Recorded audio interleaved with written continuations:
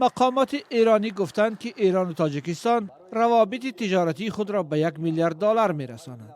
این تصمیم در شرایط اعلان می شود که پس از حمله امریکا و اسرائیل به ایران، بحران منطقه عمیق‌تر، راه‌های تجارتی بسته و تحریم‌های ضد ایران بیشتر شدند. نقشه گسترش همچنین در حال صدا می‌دهد که نمایندگان ایالات متحده امریکا و اتحاد اروپا در سفر به دوشنبه نیز وعده‌های بزرگ می‌دهند. چین خواستار همگرایی بیشتر شده است و روسیه میگوید در پس منظر جنگ ایران روابطش با تاجیکستان معنای ویژه کسب می‌کند.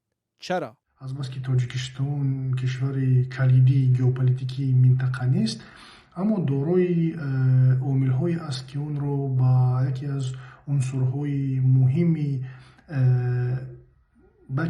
مهمی در امنیت منطقوی میتوان ارزیابی کرد.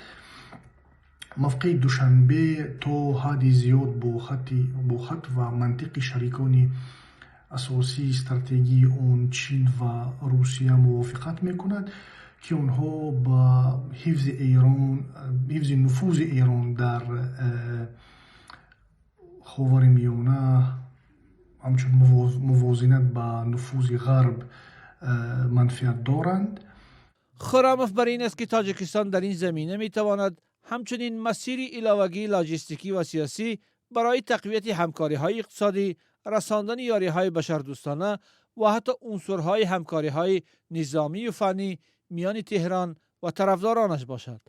اما تحلیلگری دیگر قاسم بیگ محمد میگوید دوشنبه هرچند تنها کشور فارسی زبان آسیای مرکزی است، حساسیت‌های کشورهای داخل در نزاع را نیز به نظر میگیرد. تاجیکستان از منظر منافع ملی خود، از نگاه منافع هویتی و تمدنی خود هیچ اقدامی نکرده است که باعث ناراحتی قدرت‌های جهانی عبارت از روسیه، چین یا امریکا بشود. از دید کارشناسان با دامنه‌دارتر شدن قضیه ایران، قدرت‌های چون روسیه و چین که شریکان و همپیمان‌های استراتژیکی تهرانند، نگرانی‌های قبلی را از حضور نفوذ ایران در تاجیکستان ندارند.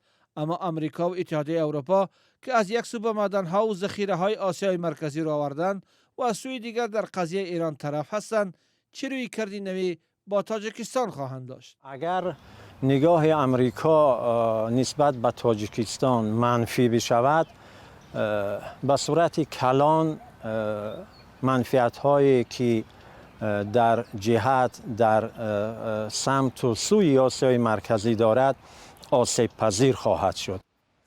عبدالغنی محمد عظیموف سیاستشناس تاجیک میگوید با وجود ایجاد شدن حدود 11 قالب 5 به علاوه 1 همکاری‌های کشورهای آسیای مرکزی با کشورها و قدرت‌های جهان، هنوز دخورگی‌های در سیاست عمومی منطقه از جمله فعالتر شدن سازمان کشورهای ترکی دیده می‌شود.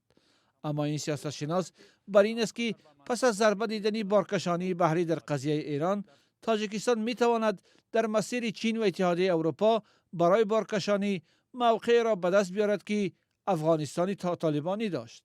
در آینده یک حدود ترانزیتی است. گذشتن از مثلا اروپا و خاورمیانه به چین برعکس است. یک طرف حدودی و دومش این دسترسی به معدن ها.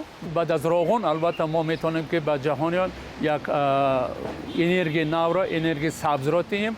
همصحبتان رادیو آزادی میگویند هنوز زود است که از امتیازهای ژئوپلیتیکی روسیه و چین در قضیه ایران صحبت کرد، زیرا این به نتیجه نهایی جنگ بستگی خواهد داشت.